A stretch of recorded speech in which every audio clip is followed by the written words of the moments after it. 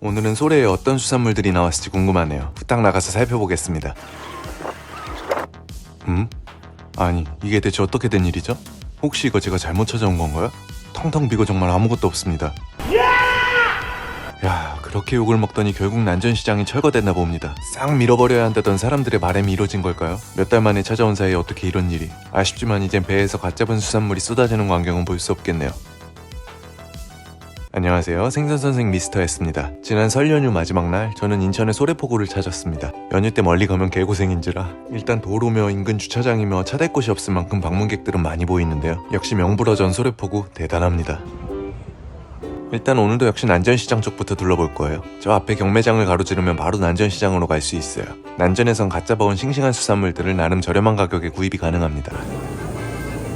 여기선 경매가 수시로 진행되는데 경매 중엔 일반인들 출입이 불가해요. 경매가 없을 때만 이쪽으로 오갈 수 있습니다. 하지만 앞서 본 것처럼 난전은 사라졌습니다. 불과 몇 달 전만 해도 발 디딜 틈 없을 만큼 많은 사람들이 찾았는데 과거를 회상하며 한참 감성에 젖어 있는 찰나에 웬 현수막 하나가 눈에 들어왔습니다. 소래포구가 집안 개량 등의 이유로 공사에 들어갔다고 합니다. 또 열악하던 저반 시설을 확장해서 어선들의 입출항을 원활히 하기 위함이라네요. 항 자체가 좁아서 기존엔 어선들이 드나들기가 쉽지 않았죠. 참고로 공사는 내후년 11월 완공 예정이라고 합니다. 그럼 그렇지 난전시장이 사라질 리가 없죠. 다리 밑이라 하니 저긴가 봅니다. 다리 밑은 마침 또 제 전문인데요. 저희 부모님이 저를 다리 밑에서 주워오셨거든요. 그럼 이전한 장소로 가보겠습니다. 갑자기 기분이가 좋아집니다. 맛있는 거 많았으면 좋겠네요. 저 앞입니다. 힘들게 도착을 했습니다. 분명히 여기가 맞는 것 같은데 또 뭔 상황인가요? 역시 민심이 무섭네요. 그렇게 허구한 날 망했다고 난리치더니 정말 이렇게 됐어요. 원하시는 대로 됐으니 뭐 축하드립니다 라고 할 줄 알았지? 미안하다. 텅 빈 시장을 보여드렸으니 그럼 왜 이런지도 알려드려야죠. 뭐 사실 이런 걸 별로 궁금해하시진 않을 테지만 이 상황을 한마디로 요약하면 원래 이렇다고 할 수 있겠네요. 원래 음력 설 무렵은 1년 중 바다수온이 가장 낮은 시기입니다. 물고기들의 활성도가 떨어져 잘 잡히질 않죠. 또 꽃게 등 주요 어종들은 먼 바다로 나간 시기라 연안엔 잡을 것이 없기도 합니다. 이럴 때 어선을 몰고 바다로 나간다? 평생 뱃일 하신 분들이 바보가 아닙니다. 조업을 나가봐야 추운 날씨에 개고생만 하고 기름값도 안 나오는데 여러분이라면 손해보는 장사를 하시겠어요? 그래서 조업이 없는 이맘때는 난전시장도 덩달아 휴장을 합니다. 직접 잡아온 수산물을 팔아야 하는데 직접 잡아오는 게 없잖아요. 대신 지금은 선박과 어구를 정비하는 시기입니다. 또 1년의 조업을 위한 준비기간인 셈이죠. 그리고 소래 어선들이 쓰는 안강망의 경우 1년 내내 바닷물에 잠겨있기 때문에 사실상 이때가 아니면 수선하기가 어렵기도 하고요. 어쨌든 결론은 안 망했다는 겁니다. 기대하셨다면 죄송하지만 다들 큰일 났다 망했다 안타깝다고만 하고 아무도 이런 얘기는 하지 않길래 텅 빈 이유를 한번 설명하고 싶었어요. 지금부터 한 달 정도 더 난전 풍경은 이렇게 횡할 겁니다. 이후로는 슬슬 어업이 재개되기 시작하고 소래의 메인인 꽃게와 젖새우가 들어오는 4월부터는 점차 활기를 띱니다. 그리고 5월이면 온갖 수산물이 쏟아져 나오며 피크를 찍고 절정을 맞게 되죠. 그러다 수온이 높아지는 여름철엔 다시 시장이 조용해지고 이게 소래포구의 정상적인 사이클입니다. 양식이 없이 자연산만을 취급하다 보니 이렇게 계절 변화의 영향을 많이 받아요. 암만 위치가 바뀌고 공사를 해도 생각외로 난전을 찾는 분들이 어마어마해서 장담컨대 봄이면 다시 이렇게 이 일대가 미어터질 겁니다. 부디 올해는 불미스러운 소식이 안 들렸으면 좋겠네요. 그럼 난전이 없으니 오늘은 전통어 시장을 구경하러 가볼게요. 참 시장 바깥쪽으로 이렇게 화로회를 썰어주는 작은 점포들이 있는데 품목은 다양하지 않지만 안쪽보단 가격이 좀 저렴하더라고요. 간단한 제철 품목 화로회를 포장하신다면 이쪽을 추천드립니다. 연휴 마지막 날이라고 수산시장을 찾은 분들이 많으시네요. 야, 식당들이 하나같이 만석입니다. 자리가 없어요, 자리가. 전통시장 들어간 입구엔 이런 조개류를 판매하는 점포들이 있는데요. 안쪽 소매점들과 달리 이렇게 한망 단위로 판매를 하고 있어요. 근데 가격이 꽤나 착합니다. 조개 많이 사시는 분들은 여기 보시면 좋을 듯해요. 물론 그냥 소량으로도 판매합니다.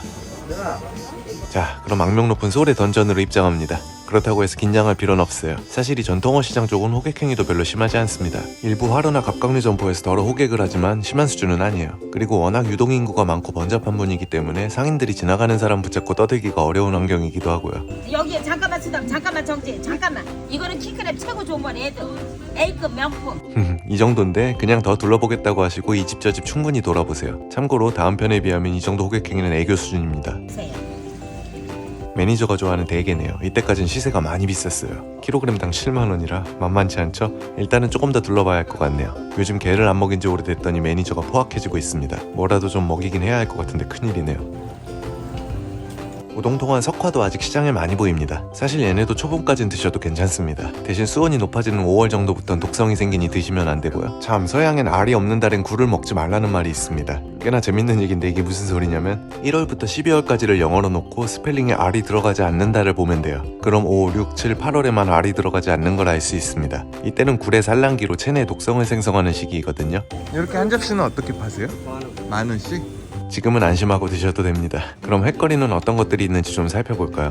먼저 눈에 띈 건 포장되어 있는 회인데요. 어종 구성을 보니 연어와 광어, 숭어, 방어 등이 메인이네요. 좀 특이한 거라고 하면 요 병어회 정도가 보이고요. 그런데 우선 기본적으로 포장회는 권하지는 않습니다. 대개 이런 것들이 가격은 저렴하지만 싼 건 싼 이유가 있다고 계속 말씀드렸죠. 어차피 싱싱한 화로회를 찾아 시장에 오셨잖아요. 그럼 가급적이면 취지에 맞게 화로를 고르세요. 물론 모든 포장회가 다 그런 건 아니지만 막상 포장을 벗겨보면 생각보다 양이 적다든지 살이 좀 무르던지 심한 경우 비린내가 나는 경우도 종종 있죠. 이건 언제 어떤 원물로 회를 뜬 건지를 알 수 없기 때문입니다. 화로를 잡았는지 죽은 걸 잡았는지 지금 썰은 건지 아침에 썰은 건지 알 수 없는 변수가 너무 많다는. 대부분 사람들은 어쩌다 한번 바람 쐬러 나와서 수산시장을 찾을 텐데요. 밑도 끝도 없는 싸다는 말에 혹해서 맛없는 회를 먹고 분위기를 조지는 건 그닥 유쾌한 상황이 아니겠죠.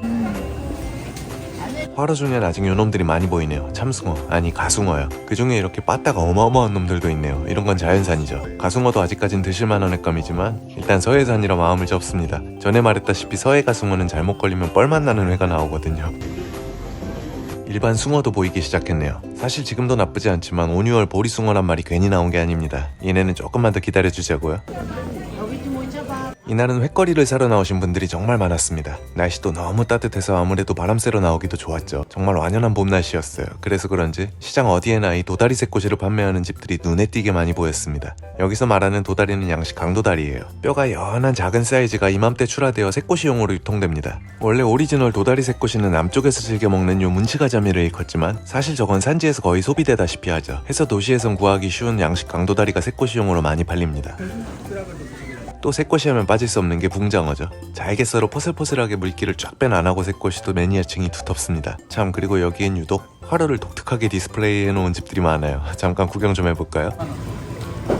참돔, 감성돔 등 넓적한 종류의 생선들은 이렇게 옆으로 잘 포개어 놓습니다. 바구니 사이즈에 딱 오하열이 척척 맞아요. 그리고 방어의 경우에 이렇게 철망 안에 한 마리씩 넣어놓고요. 다른 시장에선 볼 수 없는 독특한 모습입니다. 난리치지 말라고 이런 건지 잘 모르겠는데 많이 답답할 것 같네요. 그리고 이것도 아마 꽤나 생소한 모습일 겁니다. 이렇게 아크릴판까지 짜서 생선들이 각방을 쓰게 하는 집들도 있어요. 요놈들 어떻게 자기 자리에서 꼼짝도 않고 얌전히 있습니다. 볼 때마다 신박하더라고요. 근데 이렇게 보니 빵을 보긴 좋네요. 만일 저라면 1번 가겠습니다. 시즌이 무색하게 몸매가 아주 빵빵하네요. 난 1번 초이스. 뭐야 씨발 다 좋댔어 오빠. 그 외 품목 시세는 오랜만에 일괄로 알려드릴게요.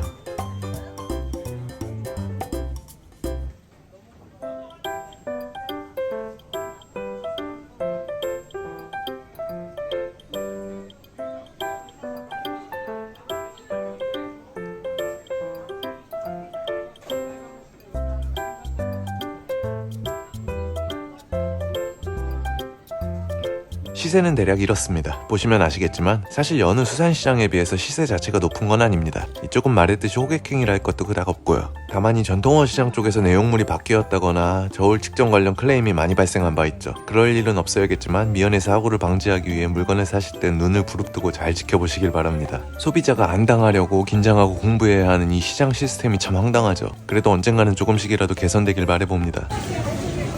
그리고 혹시라도 구매 과정에서 불미스러운 일이 생겼다? 2층에 신고센터로 올라가서 민원 신청을 넣으시면 됩니다.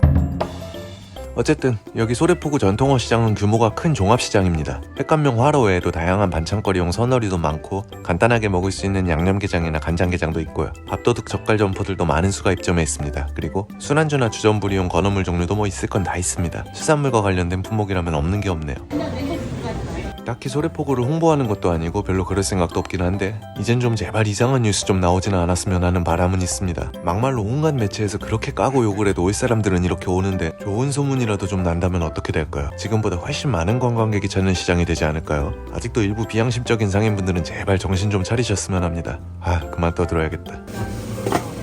아무튼 계속 구경을 하다가 시장 끄트머리에 왔을 쯤 활꽃게를 파는 집이 두어 곳 보였습니다. 뒤에 소래포구 영상이 2편이 남아있는데 결론은 이건 샀습니다. 일단 꽃게라도 안 먹이면 진짜 매니저한테 죽을 것 같아서요. 꽃게 어떻게 해요? 다른 거 이런 거 4만 원. 솔직히 4만원이나 받을 만한 꽃게는 아니었지만요. 그리고 제철인 호떡 하나 사 먹고 일단은 기분 좋게 회를 먹으러 갔습니다. 그 뒷이야기는 다음 영상에 이어집니다. 오늘은 연휴의 마지막으로 인천 소래포구를 둘러봤습니다. 하고 싶은 말이 많아 또 쓸데없는 잡설로 빠진 감이 있지만 그래도 도움이 되었다면 구독과 좋아요 부탁드리며 마치겠습니다. 시청해주셔서 감사합니다.